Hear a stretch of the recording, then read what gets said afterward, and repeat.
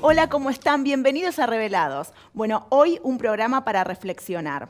Vamos a hablar de violencia, y no solamente de violencia en el ámbito de trabajo, sino también de violencia en los niños. ¿Qué está pasando? Bueno, y hablando de reflexionar, por supuesto, hoy nos va a acompañar también el doctor Javier Barraza. El doctor Javier Barraza ya es, aparte, amigo de la casa, amigo de Revelados. Es abogado, es doctor en Derecho por la UBA y director del máster de la Universidad Abierta Interamericana y escritor. Bueno, lo recibimos nuevamente y tenemos el gusto también de contar hoy en nuestro living con la licenciada Cecilia Lains, que además es especialista en niños. Bueno, bienvenidos los dos. Gracias por la invitación. Muchas gracias por invitarme. No, un placer, como siempre, tenerlos. Un placer, Cecilia, que estés acá entre nosotros. Bueno, como dije recién, sos especialista en niños, en psicología infantil. Bueno, vamos a hablar de la violencia en el ámbito de trabajo y el doctor Barraza siempre habla, en este caso, de torturas psicológicas. ¿Por qué? Bueno, yo en realidad hace tiempo que vengo estudiando el tema de la violencia en el ámbito de trabajo, que usualmente se conoce como mobbing en la mayoría de los estudios que se abordan desde distintas disciplinas. Pero a mi juicio, la denominación correcta es torturas psicológicas en el ámbito de trabajo, porque la gente se muere y se enferma en los ámbitos laborales. Los ámbitos laborales no son ámbitos virtuosos, la gente se enferma, la gente día a día en esas sedes laborales vive una guerra silenciosa, sigilosa y secreta, no con armas de fuego, pero con instrumentos tan o más letales como son la delación, el chisme y el engaño. Claro. Entonces, ahora, ¿qué tan difícil es probarlo? No es difícil probarlo. La jurisprudencia ha señalado en muchos casos que, como se trata de un fenómeno sigiloso, secreto, no hablado, es difícil probarlo. Pero lo cierto es que el derecho no puede exigir para un fenómeno no hablado una plena prueba. Acá lo que deberíamos establecer o crear los juristas es un sistema de prueba basado fundamentalmente en meros indicios, porque si le exigimos al trabajador que demuestre plenamente la existencia de torturas psicológicas, va a ser imposible. Entonces el derecho lo que tiene que hacer es ponerse a trabajar y elaborar alguna respuesta jurídica para que el sistema probatorio de este fenómeno sea mediante meros indicios. No es algo novedoso lo que estoy planteando, porque en el ámbito del derecho administrativo existe la desviación de poder que se demuestra mediante meros indicios. Cuando un funcionario emite un acto con móviles subjetivos que no se pueden probar, la jurisprudencia ha admitido la desviación de poder. Claro, ahora yo me pregunto, ¿no? Muchas veces en el ámbito laboral, a veces por miedo o vergüenza, ¿no? En otros casos, es difícil denunciarlo. Por ejemplo, los testigos. Muchas veces no quieren, ¿no? Miran para otro lado. Por eso, desde ese lugar quizás se torna un poquito más complejo. Por eso, precisamente, teniendo en cuenta que el testigo es al mismo tiempo otro trabajador y que tiene miedo y que pone en peligro su fuente de subsistencia, no podemos exigirle al trabajador que es víctima que presente testigos. Es imposible que un testigo que lleva comida a su casa todos los meses ponga en peligro su fuente de ingresos, que ponga en peligro la subsistencia de su familia. Por esa razón es conveniente ahondar en criterios probatorios distintos de la prueba común. No, clarísimo. Claro. Aparte, fundamental, ¿no? Uno cuando va a su trabajo, la motivación, porque no te da ni ganas de levantarte. Es aparte el trauma que va generando. Ahora, cuando ya estamos hablando de torturas psicológicas, violencia en el ámbito de trabajo, también todo esto tiene una génesis. Hay un germen que genera que el día de mañana una persona, ya sea jefes, empleados o entre pares, ¿no? Yo creo que no hay tampoco, no es lineal ni horizontal, puede ser de cualquier lado, ¿no? Entonces, si bien hay una génesis, esto también viene de antes, por ejemplo, con el tema de los niños. ¿Cómo lo vemos este tema? La verdad que es un tema súper interesante porque casualmente la psicología hoy por hoy se está tornando más hacia una psicología preventiva y a una psicología que apunta a buscar el bienestar. Ya no de esa psicología que buscaba como reparar el daño, sino más bien a una psicología preventiva. Bien. Entonces, en base a eso y a todos los estudios que nos aportan las neurociencias, nos dan a nosotros herramientas como para entender y para ver el potencial de desarrollo que tienen las personas, y los niños en este caso, viviendo situaciones, viviendo en condiciones en donde puedan potenciar, que pueda ese chico que nace con un potencial genético, pueda lograr desplegar todo su ser saludablemente. Claro. Y eso va a depender de varias condiciones. Claro, ¿sí? ahí vamos a ver unas imágenes Exacto. que trajo la licenciada Lais. También lo que estabas diciendo, ¿no? Qué importante que es el medio donde se desarrolle. Es fundamental. Es una de las necesidades básicas. Exactamente. ¿no? Hoy ya se sabe que sí. tanto la genética y todo lo que uno trae al nacer y lo biológico junto con lo ambiental es lo que hacen a que vos potencies hasta se interactúa mutuamente, ¿no? Se puede modificar la genética por lo ambiental y entonces ahí hay todo un juego súper interesante.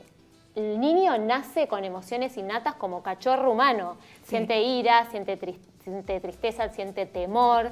Entonces es luego en la interacción con los otros, y por eso es fundamental la familia, el colegio, claro. el club y demás, poder enseñarles y ellos aprender otras emociones como la humildad, la compasión, la gratitud, que esas deben ser enseñadas. Exacto. No nacemos con eso. Claro, también no, digamos, tirarle toda la bolsa de problemas al colegio. Al contrario, este trabajo tiene que venir desde las casas. El colegio acompaña, ¿no? Exactamente. Pero el trabajo viene, la génesis está en el hogar, en las casas. Explícanos un poquito las imágenes. Sí, y esto es también, ¿no? Como educadores, como padres en la crianza, les enseñamos a nuestros hijos de diferentes maneras. Se los enseñamos a través de todo lo que son habilidades sociales, ¿no? A través claro. de lo que es el modelado, a través de la imitación, de la experiencia, reforzándolo positivamente, qué claro. bueno esto que hiciste por el otro, la empatía, todas estas habilidades sociales, desde saludar cuando alguien te saluda, sonreír cuando alguien sonríe, ponete en el lugar del otro. Si nosotros podemos desarrollar todo eso en los niños, ese niño no va a ser violento, y tampoco va a permitir que se ejerza violencia sobre él. Exacto. Porque también esto tiene que ver con las dos partes, ¿no? Qué interesante esto que estás diciendo, ¿no? Con el tema de los niños, porque son chicos y ya entienden todo. Entienden, o sea, entienden el medio en el que se están desarrollando. Porque de repente una familia afortunadamente no esté con un problema o de que su hijo genere situaciones de bullying o sea el damnificado, igualmente este llamado de atención, no hacer la vista gorda, porque te está pasando desde el momento que te estás enterando y estás en el círculo. Yo muchas veces veo, y abro el juego con esto, ¿no? A ver qué opinan, que el problema, ¿no? Que está desde las casas. Y hay familias que miran para otro lado, no se quieren hacer cargo, pero mucho peor que lo festejan. Tarde o temprano la bomba te explota. Claro. Porque el chico, digamos, cuando es chico, tiene manifestaciones. Si no se encuentra en un ambiente seguro, lo llamamos ambientes enriquecidos, en donde es estimulado, en donde es protegido, cuidado, con todos sus derechos básicos satisfechos, ¿no? Una vivienda digna, digamos, cuestiones tan básicas como alimentación, hasta cuestiones más emocionales y afectivas, donde el niño no se encuentre en ese ambiente que es el adecuado, como cuando uno pone una semillita que necesita ciertas condiciones para crecer, así también son los niños, hay manifestaciones. Y una de las manifestaciones que tiene, tomando esto del estrés, ¿no? El estrés tiene impacto en los chicos y eso se ve hasta en neuroimágenes, ¿no? Sí, teníamos imágenes. Sí, uno puede ver que hay ciertos ambientes que enriquecidos en donde se ve en las dos placas, ¿no? Pero vamos a tomar el dibujo, sí que, bueno, el de los 3 años, donde se ven los dos, ahora con la neuroimagen esto se hace más claro, los dos cerebros, el cerebro normal de un niño de 3 años y el de la derecha, un niño que dice que ha sufrido negligencia. Ya vemos que en el tamaño y en las conexiones ya la vemos distinto. Esto sería un maltrato, por ejemplo. Exactamente. El maltrato psicológico. Puede ser, tiene que ser extremo, ¿sí? Claro. Faltas de cuidados básicos. Alimentación. Sí, exactamente. Y en el de al lado, es como el estrés impacta en el cableado neurológico. ¡Qué impresionante! Es impresionante. Vemos a la izquierda las conexiones neuronales en un niño neurotípico, en un ambiente favorecedor, cómo conectan esas neuronas y hay neurogénesis. Que sería un niño normal. Exactamente. Bien. Y en el de al lado, uno que ha sufrido estrés sostenido en el tiempo intenso, ¿no? Vemos que la conexión es mucho menor. Y ahí también damos cuenta, gracias, y qué bueno que están las imágenes, porque ahí te das cuenta, por ejemplo, cuando el chico le cuesta aprender a leer, cuando le cuesta aprender a escribir, a comunicarse, ¿no? Cuando tiene estas conductas agresivas, ya es que es un tema neuronal. Exactamente, y se enferma más seguido, porque el estrés es una de las cosas en las que impacta, y lo ves también en el ámbito laboral, que en ambientes amenazantes hay más ausentismo, porque hay un aumento de hormonas como el cortisol, la adrenalina, que afectan todo tu sistema. Entonces, claramente, esto tiene no solo desde lo psicológico, sino también un impacto en lo biológico, en lo social, porque también, digamos, en tu autoestima. Claro, fundamental. Es como que en vez de desplegar todo tu potencial, tanto como niño como trabajador, vos te ves con muchas dificultades para poder afrontar las situaciones de la vida cotidiana y con pocos recursos para regular tus emociones. Entonces hay niños que les cuesta mucho, por ejemplo, controlar y poder regular su ira. Exacto. Sus impulsos o sus tristezas. Claro. Y esto impacta en los demás. Y es terrible lo que genera, ¿no? Ahora, cuando estábamos hablando de este tema, ¿no? Genera ira, no controlar sus emociones. Esto se ve también en un adulto. Y peor todavía, ¿no? Ahora, ¿es posible también resarcirlo? Totalmente, Siempre. Totalmente. Se habla en psicología, antes se decía como que había un periodo crítico del desarrollo y que si en esos primeros años no se habían dado estas condiciones suficientemente buenas, se decía, ya era mucho más difícil. La realidad es que hoy se habla de un periodo sensible al desarrollo, que son los primeros años, que efectivamente es donde hay mayor neurogénesis, mayor... ¿Cuáles serían esos primeros años? Es la primera infancia. Bien, la primera hasta infancia. los 7 años. El tema es que por la neuroplasticidad tremenda que hoy se sabe que el cerebro tiene, se puede aprender hasta el último día de tu vida. Y hay conexiones que se pueden hacer a cualquier edad. Entonces, eso te da todo un potencial para poder ser resilientes, ¿no? Que es un concepto que también es súper importante, la resiliencia, esa capacidad de poder sobreponerse a la adversidad. Exacto. Y, por supuesto, que hay factores que son protectores. Si la calidad de vida en el hogar es la adecuada, si hay una relación madre, padre, hijo, figuras cuidadoras que nos den seguridad, figuras de apego, tanto dentro de la casa como en todos los sistemas. Social que se el profe de educación física, cuando vas al club, todos criamos a nuestros hijos. Los hijos no son míos, son de la vida. Así es, claro. Entonces, la idea es que si todos hacemos un buen trabajo, todo. Es fundamental. Total. Es fundamental. Si hacemos un buen trabajo, bueno, hay mucha más posibilidad de que ese niño que sienta bienestar y una buena autoestima no tenga la necesidad de maltratar ni de ser violento, porque la verdad que cuando un niño es violento o agresivo, no la pasa bien ese niño, tampoco a quien ejerce la violencia. A veces es a un maestro o un adulto la violencia, no siempre es a un par. Pero ese niño no la está pasando bien. No, aparte es un emergente, ¿no? Te está marcando algo que en un sistema, ya sea familiar, social, en donde está, no la está pasando bien. Para nada. Exacto. Ahora, en el ámbito laboral, ¿qué medios, por ejemplo, podemos implementar para también prevenir este tipo de conductas? Bueno, en algunas organizaciones se han creado oficinas de violencia laboral. Lo que ocurre es que algunas no funcionan. Claro. Y lo que debería también hacerse es algún sistema de protección, es decir, la persona que denuncia la violencia laboral, que rápidamente se instrumenten medidas de protección, porque ¿qué pasa hoy? Una persona denuncia al jefe que la acosa, que la hostiga, que la maltrata, pero esa persona sigue en ese mismo ámbito. Claro. Nosotros tenemos paradójicamente un sistema de protección de testigos cuando denuncian situaciones de violencia porque lo han amenazado en el barrio por distintas situaciones, pero no tenemos para el ámbito laboral un sistema de protección del denunciante. Es decir, el denunciante denuncia una situación y queda librado a su suerte y destino. Peor aún, la gente cuando ve que esa persona denunció al jefe, también esa persona se aísla porque no quiere tener problemas. Claro, como que también siente que le hacen un vacío. Claro, entonces tenemos ese gran problema. Debería instrumentarse algún sistema en el orden federal que tenemos ley, con una ley que proteja al denunciante de la violencia laboral.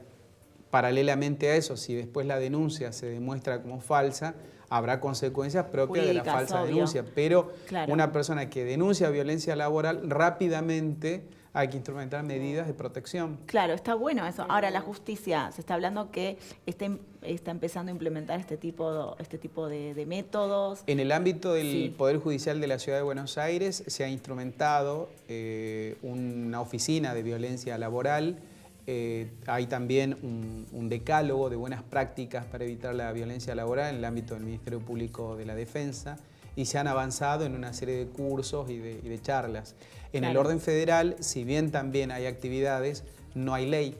En el orden federal no hay una ley que regule la violencia en el ámbito de trabajo. Pero lo más devastador de esto es que la gente se muere y se enferma en estos ámbitos. Sin lugar a dudas, aparte del trauma que genera, es tremendo, es tremendo las ganas de no levantarse, de no ir a trabajar, el desgano, todo esto como impacta también en el círculo familiar, ¿no? Sí. Es terrible. Y después la otra problemática que yo he logrado detectar por testimonios, que siempre me llaman y me preguntan por esta cuestión, es personas que formulan la denuncia de manera valiente y el jefe empieza con la sorna, con la burla, con las ironías. Entonces, no, es terrible. En lo un caso, claro, todavía. una chica en la provincia de Salta denunció la violencia laboral de su jefe y denunció que obviamente muchos de los acosadores laterales, que eran los dirigidos,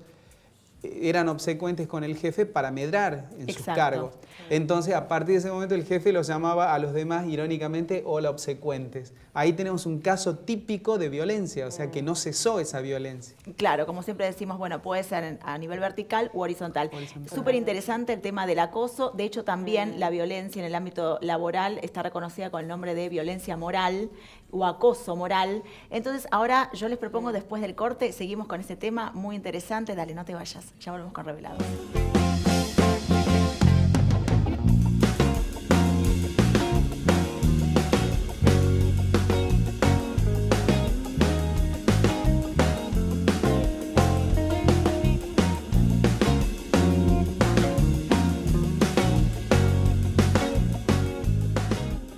Seguimos en Revelados, hoy nos acompaña el doctor Javier Barraza y la licenciada Cecilia Lais. Un gusto tenerlos acá en el estudio. Buenísimo, hoy los temas que estamos tocando son temas actuales, sociales, que te interesan a vos, que están pasando en la sociedad. Como dije hace un rato, no podemos hacer oídos sordos ni mirar hacia otro lado. Estamos, por el hecho de vivir en una sociedad, estamos inmersos en la sociedad y son temas que nos tocan a todos.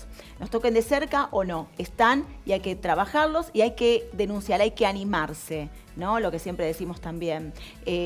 Bueno, también uno en este animarse, como veníamos diciendo, en un ámbito de trabajo, cuando sos testigo, demás, hay situaciones que, bueno, uno no quiere quedar expuesto, como veníamos hablando, pero también la justicia hoy está implementando métodos que también estuvimos hablando en el primer bloque para poder darle lugar a este tipo de situaciones y bueno, a la larga esto no quiere decir trabajarlo para que finalmente empiece a bajar un poco, a empezar a tener más respeto frente a un otro, que me parece que esa es la base de todo. Ahora, como veníamos hablando antes del corte también del acoso, ¿no? El acoso moral es tan común en las organizaciones, ¿no? A veces, vuelvo a reiterar, puede ser en línea vertical de jefe a empleados o también en línea horizontal entre pares, que es tremendo porque es otra clase de violencia también. Sí. Lo que pasa es que la violencia es de todos contra todos. Claro. Los ámbitos laborales, yo reitero, no son ámbitos virtuosos. La gente vive una guerra silenciosa. La gente se muere, se enferma.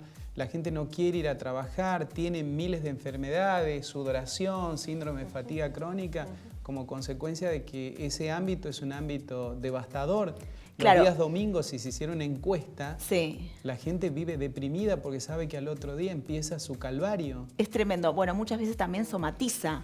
Al no decir, a no poner en palabras, a no denunciar lo que le está pasando, también el cuerpo habla por sí mismo y de repente se encuentra con manifestaciones en la piel, ¿no? Psoriasis u otro tipo de signos de que no sabes de dónde viene, va al médico, no remite con nada y bueno, justamente se trata también de estar expuesto a una situación de estrés ya en un ambiente de trabajo y lo estuvimos hablando también en los niños que puede pasar algo similar. Totalmente. Generalmente los chicos hacen síntoma o en el colegio y el colegio en general es el que hace la derivación. Claro. Eso es como por excelencia por cómo llegan chicos al consultorio particular. Claro. Pero bueno, hoy la verdad que uno se encuentra con una tendencia a, por un lado, a que el padre tome un rol mucho más protagónico en la crianza de los chicos y en el ir a pedir ayuda.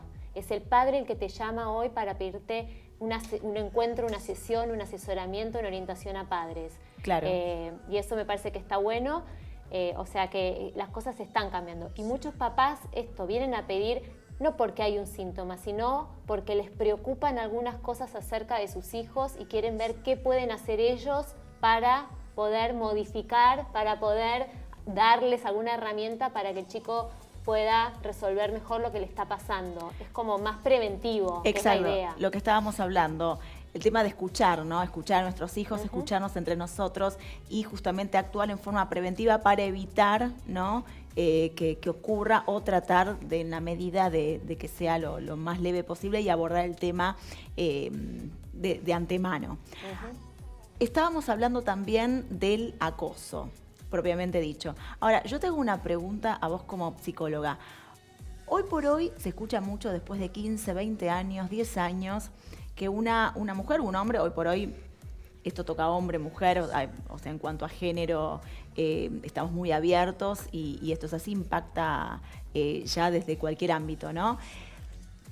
¿A vos por qué te parece que una persona después de 10 años viene a denunciar a alguien que supuestamente la acosó? Después esto se probará, por supuesto. Pero, ¿qué es lo que pasa? ¿Por qué tanto silencio, tanto tiempo y de repente pasaron 10 años y vos te preguntás, ¿pero por qué no lo dijiste antes? ¿O con qué estás especulando? Puede ser que también surja un pensamiento. Yo creo que, como en todo, hay un abanico enorme de situaciones y cada situación y cada sujeto vive la singularidad del caso. Entonces, generalizar me parece como muy delicado. En lo personal me ha pasado de trabajar un montón con algunas pacientes en donde había presunción de que habían sido abusadas o de que habían tenido alguna situación y que digamos, es como si el cerebro humano y el sujeto se protegiese a determinada edad, sobre todo cuando son chicos, olvidando algunas cosas. Claro. Porque el impacto de lo que reciben es tan fuerte que olvidan.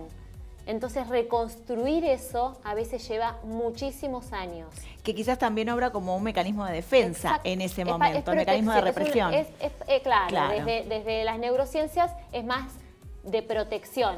Es un gran estímulo que no lo puedo procesar, entonces es por eso que al no poder procesarlo queda como olvidado, si se quiere, pero quedan algunas manifestaciones. Claro. Entonces uno hace todo un trabajo con ese paciente como para que pueda, digamos, bueno, ver ese impacto que tuvo en la vida, reparar, ser resiliente y seguir seguir para adelante. Claro, y también cada uno tiene sus propios tiempos, ¿no? Como dijiste anteriormente, que estoy totalmente de acuerdo. Quizás es difícil generalizar, hay que abordar siempre el caso concreto y en muchos casos puede haber otras circunstancias u otras puede ser que cada uno tiene su tiempo para poder ponerlo en palabras. Le quiero preguntar al doctor Barraza, en cuanto a estadísticas, que maneja estadísticas, ¿qué profesión podemos decir que está más acosada con todos estos temas de violencia en el trabajo? Bueno, del relevamiento que hicimos de 197 casos, la problemática de la violencia laboral corresponde a personas sin título profesional. Sí. El 93% de los casos corresponden a personas que no tienen estudios universitarios. El 7% restante corresponde a profesionales universitarios. ¿Cuáles serían? Y dentro de ese universo muy limitado, la profesión más acosada es la de los abogados. Probablemente esto tenga una explicación debido a que en Capital Federal hay 80.000 abogados, con lo cual el abogado es un recurso humano fácilmente sustituible y por eso es la profesión donde mayor acoso se ha detectado. Claro. Bueno, interesantes todos estos temas. Nos quedan muy pocos minutos de programa. Quedaron temas también por tratar. Me interesaba, te voy a volver a invitar, Cecilia, porque quiero hablar del tema de la robótica y la persona. Uno de los temas relevantes en la ONU, en la OIT, que se trabajó ahora hace pocas semanas, fue la violencia en el ámbito laboral, el trabajo infantil y la robótica, ¿no? O sea, que la robótica no anule al ser humano, sino que la persona humana tenga un control sobre esto. Así que en el próximo programa, que ya te vamos a invitar a los dos para seguir tratando este tema que es súper interesante y bueno, siempre queda más por saber y por ahondar, ¿no? Bueno, ya se termina el programa. Momento revelado para cada uno. Esto, ¿qué pasó por dentro? ¿Qué mensaje le damos? Te damos a vos del otro lado que nos estás escuchando con todos estos temas. Ustedes. Bien. Bueno, los adultos creo que pensando en todo este espacio me surgió esta idea del potencial y el gran impacto que tiene la crianza que tenemos como adultos sobre los niños. Si nosotros supiésemos el impacto que tiene cada gesto nuestro en el sujeto y en su cerebro y en todo su ser, creo que seríamos mucho más cuidadosos. Pediríamos ayuda. Así es, fundamental. Doctor. Bueno, yo siempre pienso en el tema de la felicidad. Sí. La felicidad creo que se le atribuyen muchas cosas y la felicidad no es un estado de alegría permanente como se pretende, sino simplemente es una sensación de serenidad que surge cuando tenemos la certeza de estar en el camino que hemos elegido. Eso creo que es la felicidad. Me encanta. Bueno, muchas gracias. Les quiero dar un presente de Café Cabrales. Muchas gracias. Gracias a Café Cabrales también entre nosotros, a ustedes por haber compartido con nosotros el programa de hoy. Y a vos, nos vemos la semana que viene. Un beso grande a cada uno y seguimos en la semana viéndonos acá en Revelados. Dale.